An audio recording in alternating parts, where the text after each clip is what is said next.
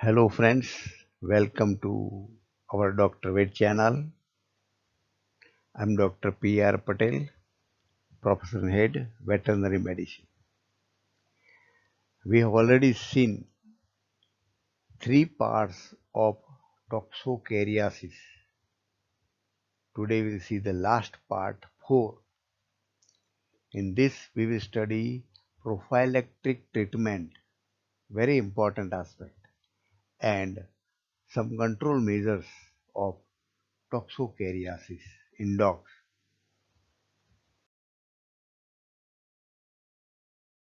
Prophylactic deworming schedule is an important schedule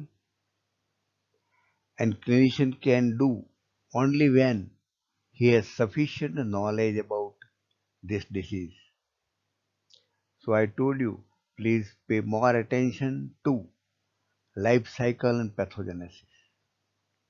You know that the life cycle of toxocariasis is direct and it is simple one also. It is complex also, but it is not complicated.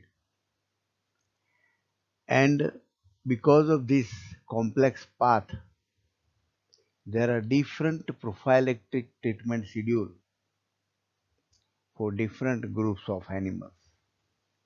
For the convenience, there are many groups, but here we have made 5 groups. One puppies groups.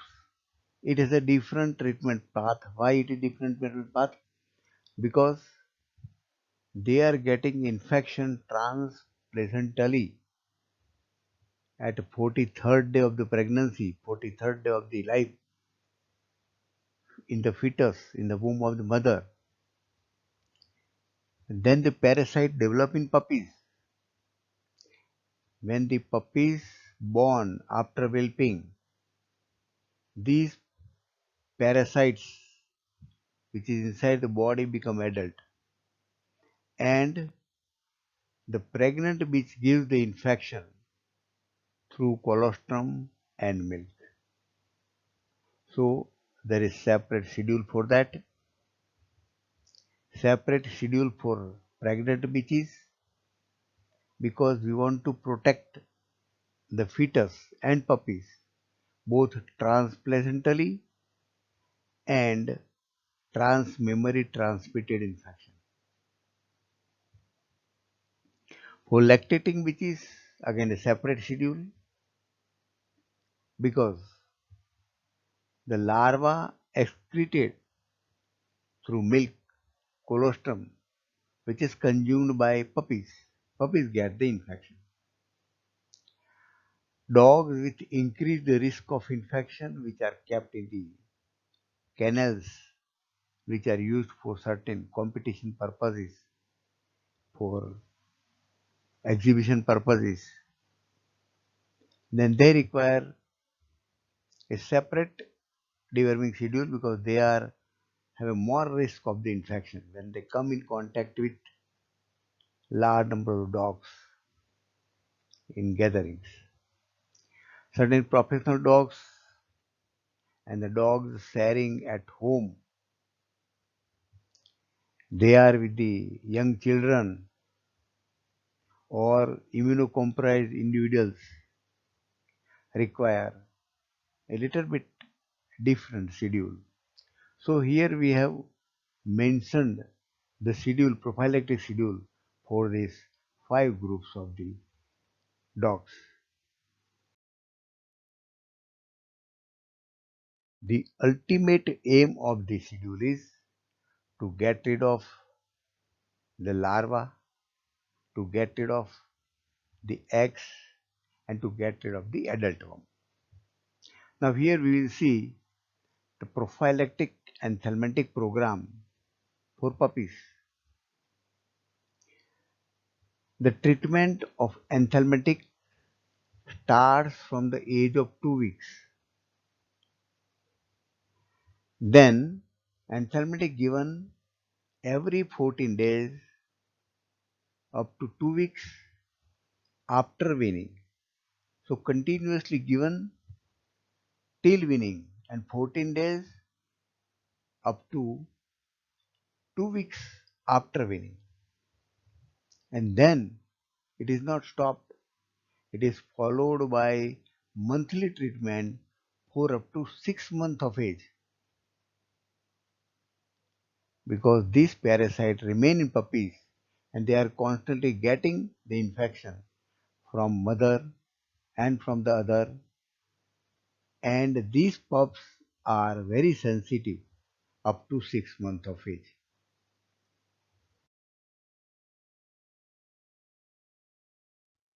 Treatment schedule for pregnant bitches. Worm burden in pregnant bitches may not be more, but they transmit the infection to the puppies transplacenally and transmammary through milk. So we have to give treatment to the pregnant bitches to prevent transmission to the puppies. The pregnant female can be given the prophylactic dose on 40th and 55th day of pregnancy. One dose, first dose at 40th month of pregnancy, 40th day of pregnancy, and the other dose as 55th day of the pregnancy. Then daily from 40th day of pregnancy, continuing until 14th day postpartum. This will definitely decreases the worm load in pregnant bitches and worm load in the puppies.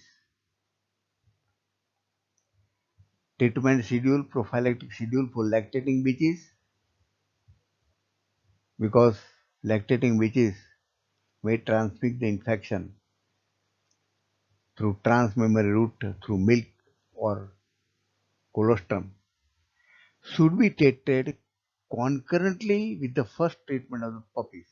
We have already seen the treatment of puppies.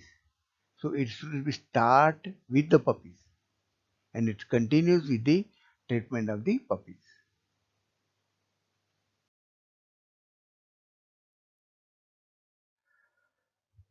Now the dogs with increased risk of infection. The prophylactic schedule are different for those kept in kennels and those which are taken for the events. So they are more susceptible because they are come in contact with many dogs. So they get frequent infection. So those kept in kennel can be given two treatment: 4 weeks before the event and 2 to 4 weeks after the completion of the event. The other procedure is also to be continued. We'll see later on how to reduce the infection in kennel. Then schedule for the dog sharing homes with young children. Children frequently play with the dog, play in the garden. These dogs should be given regularly every month, 12 times a year, if you want sufficient excretion of worm eggs from the body. To completely exclude the worm eggs from the body, such dogs should be treated 12 times a year, every month.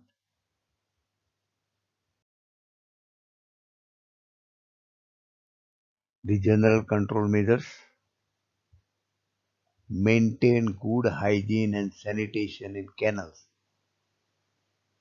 because in the kennels, if the few animals are infected, they spread the infection to all dogs. In the kennels, there must be a long-term control program. Regular treatment for adult worm to lower or to eliminate environmental contamination. We have already seen the schedule, but we want to reduce the environmental contamination also.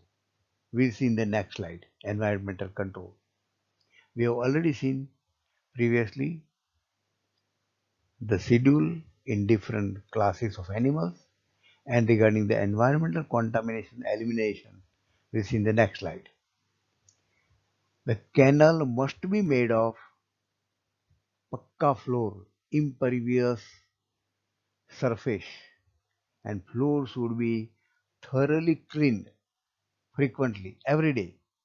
Floor must be thoroughly cleaned every day, and it must be kept dry because the desiccation also reduce the chance of survival of the eggs. Another important is control entry of paratenic host, rodents, birds, squirrels, etc. in the kennels because this may be infected rodents and birds.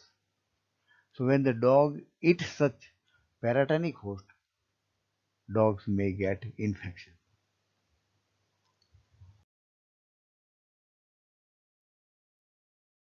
Continue the control measure, control of the prenatal and the neonatal infection in young puppies. We have already seen the program, and that can be controlled by treating the pregnant bitches and litter with a suitable prophylactic schedule. We have already planned out, and such schedule can be planned according to the life cycle, according to the environment, according to the situation. Removing dog feces from the yard and kennel using sealed disposable bags so that there is no any chance of the egg larva to come out from the feces. Again, the feces of the dog must be disposed in a sealed disposable bags, and it may be buried or burned deeply. There are good practices to prevent human infections. It is also very much necessary. Mostly children are more susceptible, they may get the infection. So washing hands before eating and after disposing animal feces. Teaching children not to eat the soil because soil contain the eggs. Cooking of meat to safe temperature in order to kill potentially infectious eggs. These steps are very much important to control the parasite. How to control the parasite in animal we have seen in detail. Now control of Toxospira species via environment. We know that the eggs are extremely resistant and in favorable circumstances they may survive for more than 1 year and for several years. So we have to be very much careful. Important point to note is that desiccation in dry heat for many days, not only for 1 day, but for many days are lethal to the eggs. Why for many days?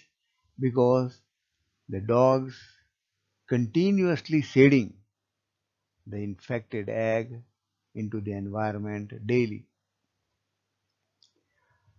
The sodium hypochlorite concentrated solution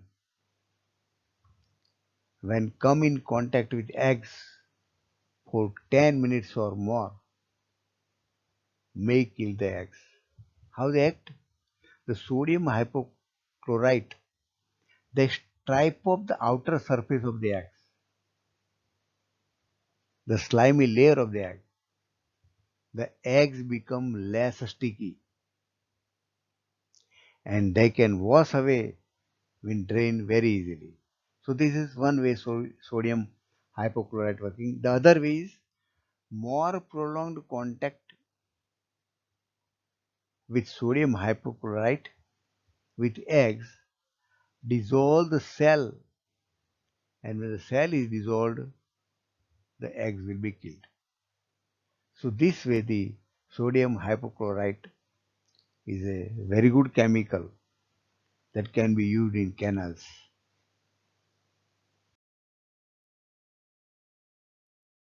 Friends, I have described the details of toxoscariasis because this is very important disease from all angles.